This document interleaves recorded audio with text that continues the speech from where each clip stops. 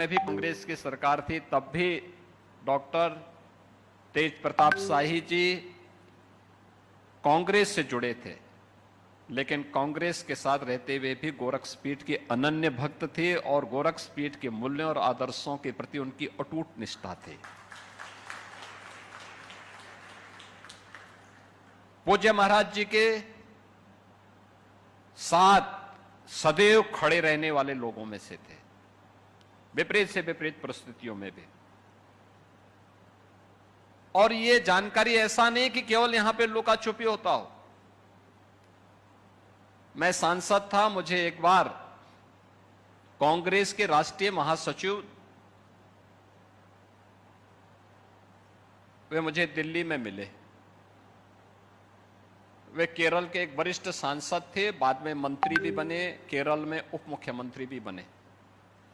मैं सांसद था, मेरे पास आए, उन्होंने कहा डॉक्टर तेज प्रताप शाही को आप जानते हैं? मैंने कहा तेज प्रताप शाही? मैंने कहा कहां से?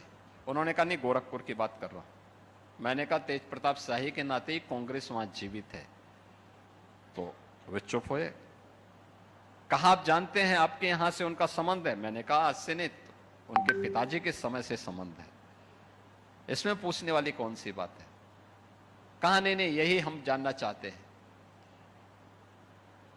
मैंने उनसे बाद में पूछा, मैंने कहा भी क्यों आपने मुझसे पूछा? उन्होंने कहा कि इसलिए पूछा कि आखिर हमें केवल ये जानना चाहता हूं कि कैसा व्यक्तित्व है कि कांग्रेस और गोरक्षपीठ दोनों अलग अलग ध्रुव होने के बावजूद वह व्यक्ति दोनों के बीच में संतुलन बनाता है और पीठ से भी अपने संबंधों का निर्वहन ईमानदारी के साथ करता है और कांग्रेस के साथ भी ईमानदारी के साथ काम कर रहा है। दूसरा, अपने विषय का वह व्यक्ति पूरी पकड़ रखता था। यह जरूरी नहीं कि व्यक्ति हर एक फील्ड में पारंगत हो। वह राजनीति के क्षेत्र में भी उनकी जितनी पकड़ थी, जिस विषय के वे प्रोफेसर थे उस विषय पर भी उनकी उतनी ही पकड़ थी। और शिक्षा की बारीकियों के बारे में जानना, मुझे याद है गोरखपुर में एक लंबे समय तक सांसद के रूप में कार्य करते हुए मुझे यहां पे एक अवसर मिला। और अगर कोई कुछ विद्यालय ऐसे थे जो 2, 3, 4, 5 ऐसे विद्यालय हुआ करते थे गोरखपुर सिटी में, गोरखपुर महानगर के अंदर, जिनके बारे में एडमिशन करने के लिए हमारे पास सिफारिश आती थी, तो उनमें से HP चिल्ड्रन एकेडमी में एडमिशन हो सके तेज प्रताप शाही को आप एक बार बोल दीजिए, बस इसके लिए लोग मेरे पास आते थे। मैं कहता था भाई, मैं बहाना करता था, अरे देखो कांग्रेसी है, काहे हमारी बात सुनेंगे? कहा अरे साहब, उनको केवल मंदिर की बात सुनेंगे, बाकी किसी की बात नहीं सुनेंगे, ये हम भी जानते हैं। यह मैं अक्सर इस बात को बोलता था। लेकिन एक लंबी लाइन, प्रवेश का समय जैसे प्रारंभ होता था और हमारे पास प्रवेश करवाने के लिए सिफारिशों का तांता प्रारंभ होता था और उसमें HP चिल्ड्रन में होना है। शिक्षा की गुणवत्ता क्या होनी है, अच्छे लोगों को कैसे पकड़ के रखना है, कैसे हमें स्वस्थ प्रतिस्पर्धा का भाग बनना है। मैंने उनको देखा, कभी किसी की वह निंदा नहीं करते थे, कभी नहीं, किसी के खिलाफ नहीं बोलते थे। लोग उनके खिलाफ बोलते थे लेकिन वो किसी के खिलाफ नहीं बोलते थे। अपना कार्य पे मतलब और परिणाम देना, जहां लगा दो रिजल्ट देंगे, पूरी प्रतिबद्धता के साथ, पूरी ईमानदारी के साथ वे कार्य करते थे, लगे रहते थे और रिजल्ट देते थे। आज इसी का परिणाम है कि HP children academy ICSE board की एक ऐसा संस्थान के रूप में अपने आप को स्थापित किया है जो नए मानक गढ़ रहा है और आज से अनन्य प्रताप शाही उसको मजबूती के साथ आगे बढ़ा रहे हैं। अपने पिता की इस विरासत को आगे बढ़ाने का काम उन्होंने मजबूती के साथ किया है। दूसरा, उनका राजनीति में जितनी पकड़ थी उतनी ही शिक्षा के क्षेत्र में भी थी। समाज के क्षेत्र में भी थी। समाज के मूल्यों को, सामाजिक मूल्य कैसे होने चाहिए, समाज के जुड़े हुए संबंधों को कैसे जोड़ना चाहिए,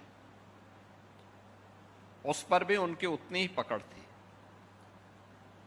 अपने स्वर्गीय पिता डॉक्टर एचपी शाही जी के समय से जो संबंध रहे होंगे, उन संबंधों को उन्होंने हमेशा सम विषम परिस्थितियों में जोड़े रखा। कोई संबंध टूटना नहीं चाहिए, इसके लिए भले ही उनको स्वयं का नुकसान हो तब भी नहीं, और उनके साथ उन्होंने अपने संबंधों को बनाए रखा, निरंतर बनाए रखा। सबके साथ आजीवन हर एक के सुख दुख में सहभागी बनना, सामाजिक संबंधों को भी जोड़ना, हर एक के सुख दुख में सहभागी बनना, पूरी विनम्रता के साथ, पूरी सादगी के साथ उन कार्यक्रमों को आगे बढ़ाना, और बढ़ाने के साथ ही कैसे आध्यात्मिक मूल्यों से जुड़े हुए थे। मुझे याद है जुलाई 26 में एक दिन अचानक उनका फोन आया, मैं लखनऊ में था, कि मैं मिलना चाहता हूं। अच्छा, मेरे कई कार्यक्रम लगे हुए थे, तो मैंने कहा ठीक है, एक समय मैंने दे दिया। मैंने कहा आप इस समय आ जाएंगे तो मैं उस समय उपलब्ध रहूंगा, उससे पहले भी कार्यक्रम में हो, फिर मुझे दूसरे कार्यक्रम में चला जाना है। उन्होंने कहा नहीं, केवल एक दो परिचय कराने के लिए मैं आपके पास लेके आ रहा हूं। तो मैंने समझा कि हो सकता है कि कोई अन्य व्यक्ति, ऐसा व्यक्ति होगा जो, तो आए मेरे पास अपने दोनों पुत्रों को लेकर। तो मैंने उनको कहा, मैंने कहा बच्चों बाबू ये तो आप जो है गोरखपुर में भी मिल सकते थे, मैं गोरखपुर आ रहा हूं, वहां कर सकते। कहा नहीं नहीं, मुझे कुछ आभास हो रहा था, इसलिए मैंने अपने दोनों पुत्रों को परिचय कराने के लिए लाया हूं। मैं बहुत शक था।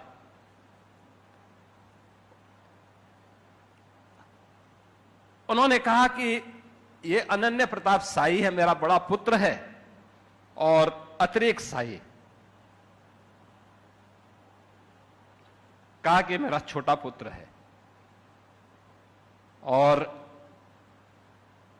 इसलिए लाया हूं कि आप इनके अभिभावक के रूप में। अरे हमने कहा आप हैं, काहे आप चिंता कर रहे हैं? कहा नहीं नहीं, मैं इसलिए लेके आया हूं। अच्छा, मैं समझा कि बच्चा बाबू हो सकता मेरे साथ मजाक कर रहे हैं, लेकिन मैं भौचक था। ठीक एक सप्ताह के बाद मुझे जानकारी मिली कि उनको कोरोना हो गया है, और बाद में प्रारंभिक कुछ लापरवाही के बाद जब लखनऊ लेके गए तो उसमें के बाद उनका शरीर छूट चुका था। यानी पहले से ही उनको इस चीज का एहसास हो गया था कि मुझे अब अपनी दुनियादारी को समेटना है, और उसको देखते हुए वे स्वयं मेरे पास लखनऊ आए। आज वे हमारे बीच नहीं, लेकिन पिता की विरासत को उनके दोनों पुत्र पूरी मजबूती के साथ, बिना हिचक के आगे बढ़ाने का काम कर रहे हैं, और मुझे प्रसन्नता है। मैंने इसीलिए महाविद्यालय के प्राचार्य से कहा कि भाई डॉक्टर टीपी शाही जी की जो स्मृति में जो लैब बना है, मैं उसके उद्घाटन में जरूर आऊंगा, और उसके लिए तैयारी करना उनके दोनों पुत्रों को। मुझे प्रसन्नता है आज उनके दोनों पुत्र श्री अनन्य प्रताप शाही, जो वर्तमान में महाराणा प्रताप शिक्षा परिषद के हमारे वरिष्ठ सदस्य हैं, और श्री अतिरेक शाही, मैंने उनको कहा था, मैंने कहा यार वजन कुछ कम कर लो, और मुझे प्रसन्नता है कि आज उन्होंने अपना वजन काफी कम किया है। क्यों अतिरेक, खड़े हो जाओ, थोड़ा लोग देख तो लें आपको। अतिरेक शाही की उम्र अभी कुल 25-26 साल हो गए, 26 साल हो गए ना। अब 26 वर्ष के हैं ये अभी, लेकिन मैंने इनको अभी कहा है, टारगेट मैंने दिया है कि अभी वजन इनको 30 किलो और कम करना है। लेकिन उन्होंने 30 किलो वजन कम कर लिया है अपना। अनुमान करिए 30 किलो वजन। जब ये 21 वर्ष के थे तो लखनऊ में मेरे पास आए थे, लॉ पढ़ने के लिए बाहर गए थे। जब मेरे पास आए तो मैंने कभी, इन्होंने कहा कि मैं बाहर रह रहा हूं, कहीं विदेश में किसी विश्वविद्यालय में पढ़ रहे थे, हैं? हाँ, ऑक्सफोर्ड में ये लोग वहां अपना डिग्री, लॉ की डिग्री ले रहे थे। इन्होंने कहा कि मेरा पेट नहीं भर पाता है। मैंने कहा यार देखो, वजन कम करो पहले। और आज मुझे अच्छा लगा कि मैंने आज पूछा सबसे पहले प्रश्न, मैंने कहा भी वजन कितना कम हुआ? इन्होंने कहा 30 किलो कम कर लिया हूं। अनुमान कर लीजिए 30 किलो कम करने के बाद भी अभी आपके सामने है, इस समय लखनऊ हाई कोर्ट में प्रैक्टिस कर रहे हैं और बहुत अच्छे लॉ के बहुत अच्छे जानकार हैं, अच्छी डिग्री ली है और उस फील्ड के अच्छा करना चाहते हैं। मैंने उनको कहा था, वो गोरखपुर में एक स्पोर्ट्स क्लब प्रारंभ कर चुके हैं। मैंने कहा भाई ये अब अपने बड़े भाई को दीजिए, आप कभी कभी आइए, आप लॉ की आपने अच्छी डिग्री ली है तो लॉ के फील्ड में आप कुछ काम करिए। और मुझे अच्छा लगा कि वे लखनऊ में अपना प्रैक्टिस आगे कर रहे हैं, बढ़ा रहे हैं, मजबूती के साथ उस फील्ड में काम कर रहे हैं, अपने पूर्वजों के प्रति और अपने पिता के प्रति, अपनी माता जी के प्रति।